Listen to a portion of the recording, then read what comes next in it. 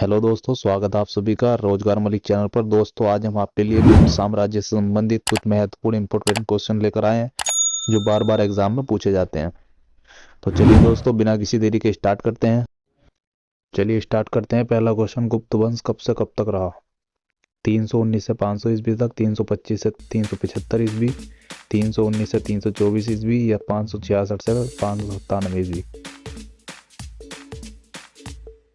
दोस्तों, आपका सही उत्तर आ जाएगा ऑप्शन ए, 319 से 500 ईस्वी तक का टाइम जो रहा है वो गुप्त वंश के अंतर्गत आता है। इसको याद रखेंगे। चलिए अगला क्वेश्चन देखते हैं। क्वेश्चन नंबर 2, भारत का नेपोलियन किसे कहा जाता है? दोस्तों, भारत के नेपोलियन की उपाधि किसको मिली थी? ऑप्शन ए, चंद्रगुप्त मौर्य, चंद्रगुप्त द्वितीय, या विक्रमादित्य, अशोक महान, या समुद्रगुप्त। दोस्तों, आपका सही उत्तर हो जाएगा ऑप्शन डी, समुद्रगुप्त। समुद्रगुप्त को भारत का नेपोलियन कहा जाता है। इसको याद रखेंगे। समुद्रगुप्त भारत के नेपोलियन के नाम से जाने जाते हैं। चलिए अगला क्वेश्चन, क्वेश्चन नंबर 3, निम्नलिखित में से किसको देवगुप्त के नाम से भी जाना जाता है? समुद्रगुप्त, चंद्रगुप्त द्वितीय, कुमारगुप्त, या इनमें से कोई नहीं।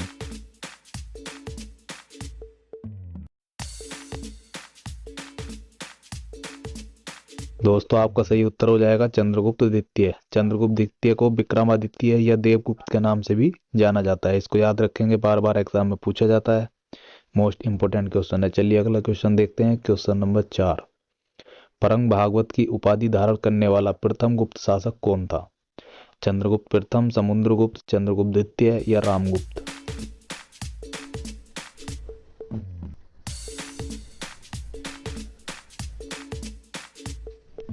दोस्तों, आपको सही उत्तर हो जाएगा ऑप्शन बी, इस समुद्रगुप्त। परम भागवत की उपाधि धारण करने वाला प्रथम गुप्त शासक जो था वो समुद्रगुप्त था। इसको याद रखेंगे। चलिए अगला क्वेश्चन देखते हैं। क्वेश्चन नंबर 5, किस गुप्त शासक ने अपने बड़े भाई की हत्या कर सत्ता प्राप्त की थी? श्रीगुप्त, स्कंद, समुद्रगुप्त, चंद्रगुप्त द्वितीय, या स्कंदगुप्त।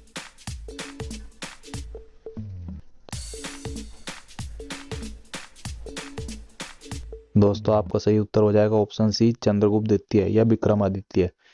इसे विक्रमादित्य के नाम से भी जाना जाता है और इसने अपने बड़े भाई की हत्या कर सत्ता प्राप्त की थी। इसको याद रखेंगे, इंपॉर्टेंट क्वेश्चन है। चलिए अगला क्वेश्चन देखते हैं। क्वेश्चन नंबर 6, निम्नलिखित में से किस गुप्त शासक ने हुड़ों पर विजय प्राप्त की थी? समुद्रगुप्त ने, चंद्रगुप्त द्वितीय ने, स्कंदगुप्त ने, या रामगुप्त ने।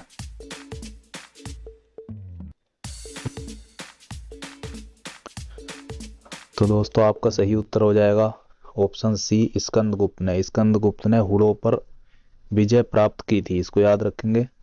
हुड़ों को सबसे पहले जो हराया था वो गुप्त वंश के शासक स्कंदगुप्त ने हराया था। क्वेश्चन नंबर 7, रजत सिक्के जारी करने वाला प्रथम गुप्त शासक कौन था? रजत सिक्के दोस्तों बताने हैं, चंद्रगुप्त प्रथम, समुद्रगुप्त, चंद्रगुप्त द्वितीय, या कुमारगुप्त।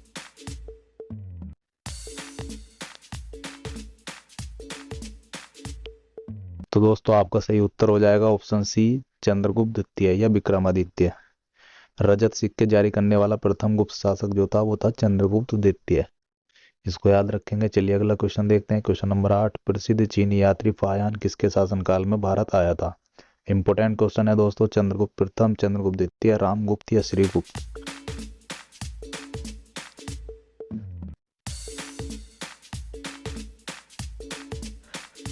दोस्तों, आपका सही उत्तर हो जाएगा ऑप्शन बी, चंद्रगुप्त द्वितीय। दोस्तों, चंद्रगुप्त द्वितीय के समय में फायान जो था चीनी यात्री वह भारत में आया था। चलिए अगला क्वेश्चन देखते हैं। क्वेश्चन नंबर 9, गुप्त काल में गुजरात, बंगाल, दक्कन एवं तमिल राष्ट्र में स्थित केंद्र किससे संबंधित थे? वस्त्र उत्पादन से, बहुमूल्य मणि एवं रत्न से, हस्तशिल्प से, अफीम की खेती से। दोस्तों, इन स्थानों पर क्या बिकता था या किस चीज का उत्पादन होता था यह हमें बताना है। इसका आंसर हो जाएगा ऑप्शन ए, वस्त्र उत्पादन से। दोस्तों, यह स्थान वस्त्र उत्पादन के नाम से जाने जाते थे। इसको याद रखेंगे। गुप्त काल के इंपोर्टेंट वस्त्र उत्पादन जो है वो गुजरात, बंगाल और दक्कन। इसको याद रखेंगे। चलिए अगला क्वेश्चन देखते हैं। क्वेश्चन नंबर 10, प्राचीन काल में किस वर्ण को सार्थवाह भी कहा जाता था? सार्थवाह दोस्तों बताना है, ब्राह्मण को, क्षत्रिय को, वैश्य को, या शूद्र को। तो दोस्तों आपका सही उत्तर हो जाएगा वैश्य। दोस्तों वैश्य को जो है गुप्त काल में वैश्य को सातवाह भी कहा जाता था। दोस्तों वैश्य मतलब आप याद रख सकते हैं व्यापारी से, वैश्य मतलब व्यापारी। चलिए अगला क्वेश्चन देखते हैं 11। लीलावती के लेखक कौन थे? महावीराचार्य, हेमचंद्राचार्य, भास्कराचार्य या कालकाचार्य? लीलावती दोस्तों बताना है। दोस्तों आपका सही उत्तर हो जाएगा ऑप्शन सी भास्कराचार्य। दोस्तों लीलावती के लेखक भास्कराचार्य हैं, इसको याद रखेंगे। इंपोर्टेंट क्वेश्चन है दोस्तों, बार बार एग्जाम में पूछा जाता है। चलिए दोस्तों अगला क्वेश्चन देखते हैं, क्वेश्चन नंबर 12। महाकवि कालिदास किसके शासनकाल में थे? समुद्रगुप्त, अशोक महान, चंद्रगुप्त प्रथम या चंद्रगुप्त द्वितीय?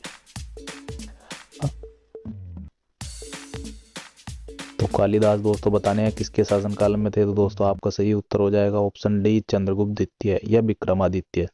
दोस्तों कालिदास जो थे वो विक्रमादित्य के शासनकाल में थे, इसको याद रखेंगे। चलिए अगला क्वेश्चन देखते हैं, क्वेश्चन नंबर 13।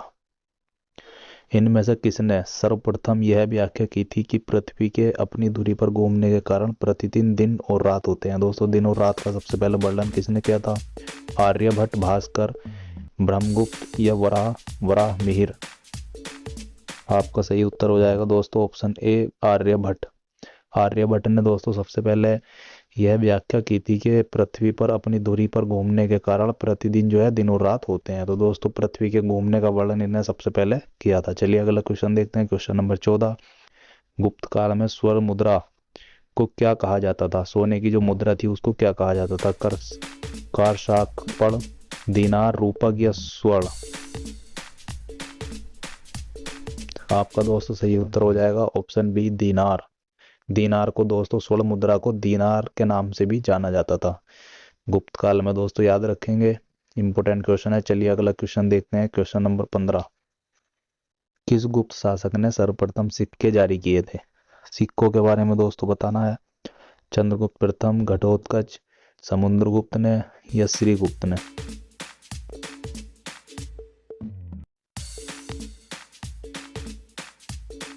तो दोस्तों आपका सही उत्तर हो जाएगा ऑप्शन ए चंद्रगुप्त प्रथम ने। दोस्तों चंद्रगुप्त प्रथम ने सबसे पहले सिक्के गुप्त काल में चलाए थे, यह जारी किए थे, तो इसको याद रखेंगे। चलिए अगला क्वेश्चन देखते हैं, क्वेश्चन नंबर 16। सती प्रथा का प्रथम अभिलेख या साक्ष्य कहाँ से प्राप्त होता है? एरड़ अभिलेख से, जूनागढ़ के अभिलेख से, मंदसौर के अभिलेख से या सांची अभिलेख से?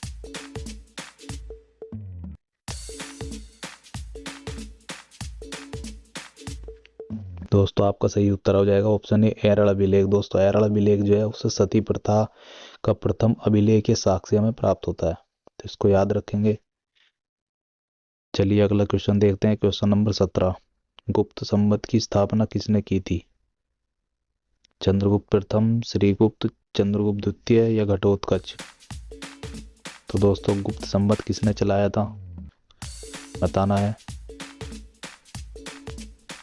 आपका सही उत्तर हो जाएगा ऑप्शन ए चंद्रगुप्त प्रथम। दोस्तों चंद्रगुप्त प्रथम ने गुप्त काल में एक गुप्त संवत की स्थापना की थी, इसको याद रखेंगे। चलिए अगला क्वेश्चन देखते हैं, क्वेश्चन नंबर 18। प्राचीन भारत में किस वंश का शासन काल स्वर्ण युग के नाम से जाना जाता है? मौर्य वंश, शुंग वंश, गुप्त वंश या मगध साम्राज्य? किसको स्वर्ण युग के नाम से जाना जाता है दोस्तों, जो प्राचीन काल का एक पार्ट है? तो दोस्तों आपका सही उत्तर हो जाएगा ऑप्शन सी गुप्त वंश। दोस्तों गुप्त वंश को जो है स्वर्ण युग कहा जाता है प्राचीन भारत का, इसको याद रखेंगे, बार बार एग्जाम में पूछा जाता है स्वर्ण युग के नाम से गुप्त वंश। अगला क्वेश्चन, क्वेश्चन नंबर 19। गुप्त काल में भूमि राजस्व की दर क्या थी? उपज का चौथा भाग, उपज का छठा भाग, उपज का आठवां भाग या उपज का आधा भाग?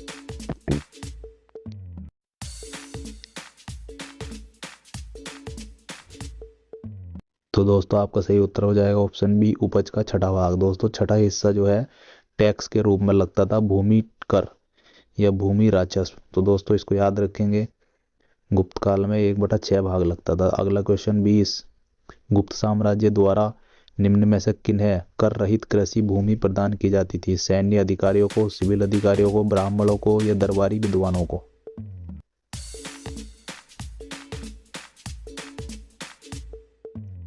आपका सही उत्तर हो जाएगा दोस्तों ऑप्शन सी, ब्राह्मणों को। दोस्तों ब्राह्मणों से जो है कृषि पर कोई टैक्स नहीं लिया जाता था, उनको टैक्स रहित भूमि जो है प्रदान की जाती थी। इसको याद रखेंगे। क्वेश्चन नंबर 21, चीनी यात्री सुंग यून ने भारत की यात्रा कब की थी? दोस्तों सुंग यून के बारे में बताना है। तो दोस्तों आपके ऑप्शन है 515 से 520, 518 से 521, 525 से 529 या 545 से 552 ईस्वी।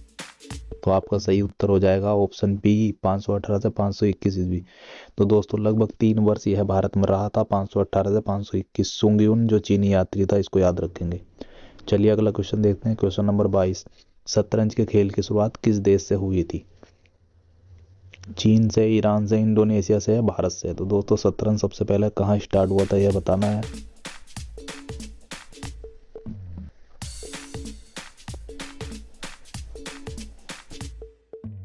तो आपका सही उत्तर हो जाएगा ऑप्शन डी, शतरंज के खेल की शुरुआत दोस्तों सबसे पहले भारत में हुई थी। तो दोस्तों भारत से ही इसकी शुरुआत हुई थी, इसको याद रखेंगे। चलिए अगला क्वेश्चन देखते हैं। क्वेश्चन नंबर 23, सांख्य दर्शन प्रतिपादित किया गया था, या किसने सांख्य दर्शन का प्रतिपादन किया था?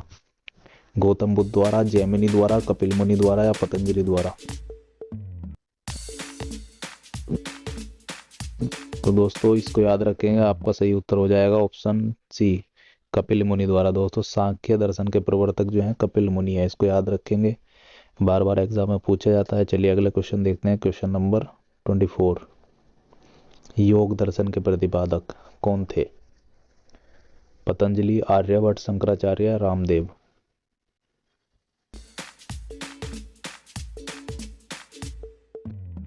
दोस्तों इंपोर्टेंट क्वेश्चन है। चलिए इसका सही आंसर हो जाएगा ऑप्शन ए, पतंजलि। दोस्तों पतंजलि जो है योग दर्शन के प्रतिपादक थे, इसको याद रखेंगे। इंपोर्टेंट क्वेश्चन है दोस्तों, योग दर्शन के प्रतिपादक कौन थे? पतंजलि। अगला क्वेश्चन दोस्तों, क्वेश्चन नंबर 25, नालंदा विश्वविद्यालय कहाँ पर स्थित है? मध्य प्रदेश, आंध्र प्रदेश, उत्तर प्रदेश या बिहार? तो दोस्तों नालंदा विश्वविद्यालय के बारे में बताने हैं, जो प्राचीन इतिहास का इम्पोर्टेंट जो है बहुत ही प्रसिद्ध विद्यालय है। आपका सही उत्तर हो जाएगा ऑप्शन डी, बिहार। दोस्तों बिहार में नालंदा विश्वविद्यालय स्थित है। तो दोस्तों आज के लिए इतना ही काफ़ी है। दोस्तों यदि आपको वीडियो पसंद आया हो तो आगे भी इसी तरह की वीडियो पाने के लिए हमारे चैनल को सब्सक्राइब करें।